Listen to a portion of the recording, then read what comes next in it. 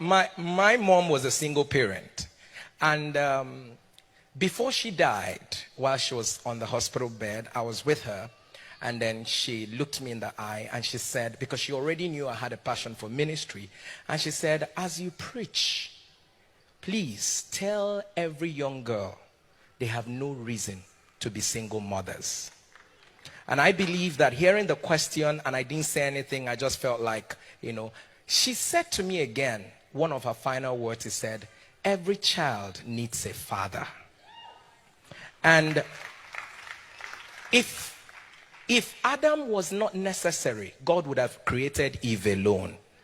We understand the challenges especially with the 21st century we are in, knowing that there are fathers who are useless, there are fathers who are not worth it, there are men who are serial heartbreakers. But it still doesn't take away the fact that this is the way God has designed our families to thrive. He might be a stupid man, but he remaining in that house is a major lesson for the children.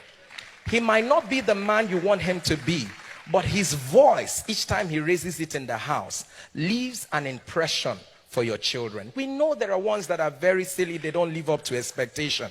But notice very carefully, even among the Jews in which the milieu of the Bible was crafted from, the Lord leaves a responsibility to the Jewish fathers that every Friday evening they were supposed to be blessing their children.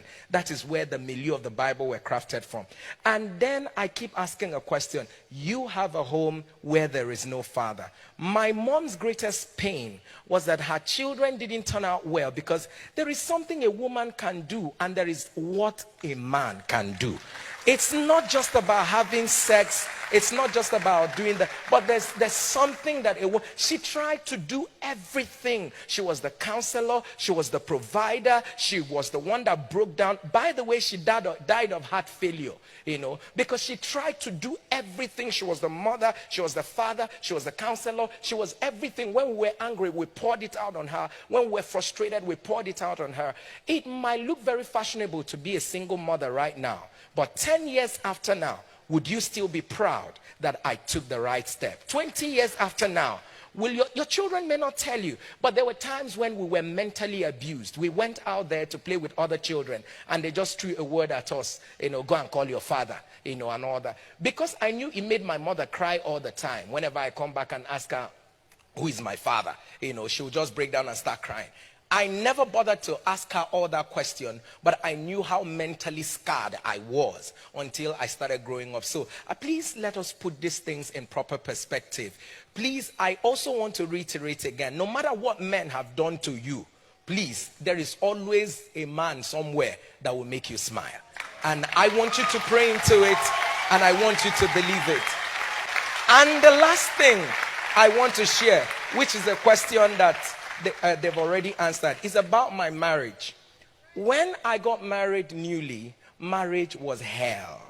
Very hell. If there's something called the heller than hell, that was exactly how my marriage was. One day I was praying and I was telling God, you know what? This is the end. Let her go her way, let me go my way. She's successful, I am successful, everybody will be fine. God said something to me, and that is what I want to tell you. He said to me, this marriage is not a destination, it is an assignment. And to the extent to which you will solve this assignment will determine your promotion in destiny. When the view of my marriage changed from coming to receive love, coming to make sure she says the right thing, to the place where I have to be giving the love, to the place where I have to be the one saying the right thing, to the place where I don't have to respond to her anger. For every anger, I'm not telling you it was a bed of roses, it was not. Today, I stand to say, and I mean, my wife is one of the sweetest person you would ever meet. She was not like this. She was not like this. But God had to bring me to the place where I saw that marriage as an assignment. And the day I saw my assignment, our assignments come differently. Short essays, objective questions, this one and that one. Different, we all have our assignment. But first of all, change the mindset that this is my assignment, and your approach to your marital issues will change. Thank you very much.